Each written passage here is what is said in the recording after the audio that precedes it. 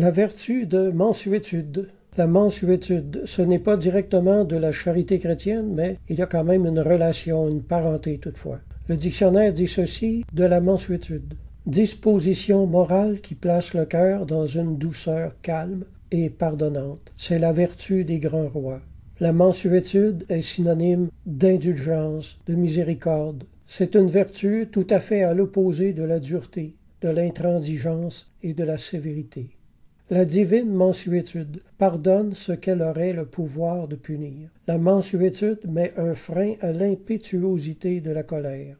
C'est le pouvoir de demeurer calme devant les personnes irritantes.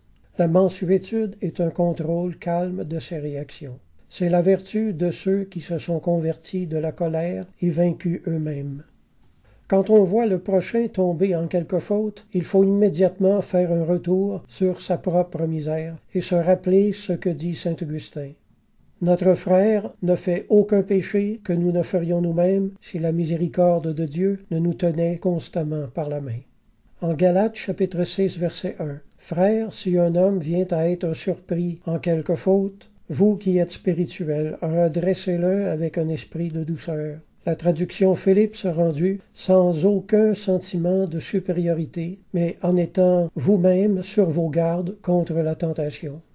Paul continue en disant « Prends garde à toi-même, de peur que tu ne sois aussi tenté. » La mansuétude nous fait considérer la possibilité de tomber dans la même faute nous-mêmes, peut-être un jour. Donc la mansuétude, c'est l'exercice d'une haute miséricorde.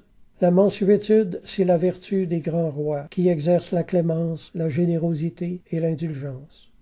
Dans la même lancée, je vais parler un peu de la vertu de magnanimité, ce qu'on pourrait aussi appeler la vertu de noblesse. Alors vous voyez que ça se rapproche beaucoup de la mansuétude. Je vais lire le passage de Jean 18, 33-37. Et remarquez avec quelle noblesse Jésus répond à Pilate.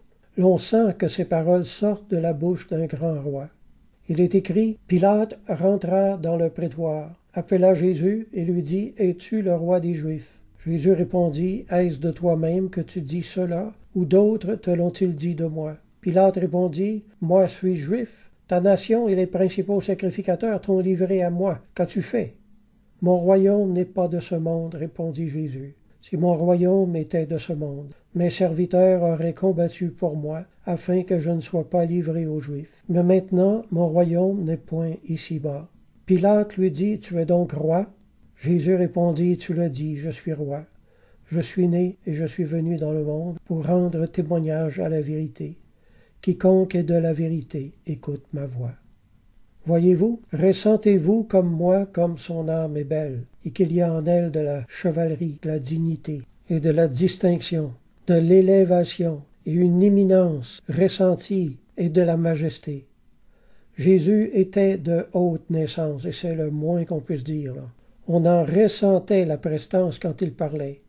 Matthieu 7, 28-29 dit ceci. Après que Jésus eut achevé ses discours, la foule fut frappée de sa doctrine, car il enseignait comme ayant autorité, et non pas comme leurs scribes. Cette autorité céleste était ressentie par les gens qui l'écoutaient. C'est la magnanimité. Être magnanime, c'est avoir un caractère chevaleresque, seigneurial, élevé et noble. C'est la vertu des rois. C'est la vertu d'un souverain qui recherche le bien de son peuple, qui fait preuve de clémence, de générosité, d'indulgence envers l'ennemi vaincu ainsi que le faible. Le magnanime a de la grandeur et de la force d'âme. Il a une âme princière. On ressent la royauté de son cœur. Également, c'est une vertu qui pousse à agir de façon désintéressée, c'est-à-dire qui se fout de l'argent et qui donne tout gratuitement. À l'opposé de la magnanimité se trouve la pusillanimité, ou manque de courage. Une âme pusillanime se cache sous le manteau d'une fausse humilité.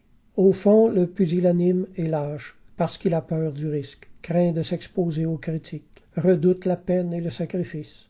Le magnanime transcende toutes ces choses humaines. L'âme magnanime n'a plus ses tracas terrestres. Il vole bien haut au-dessus de toutes ces choses.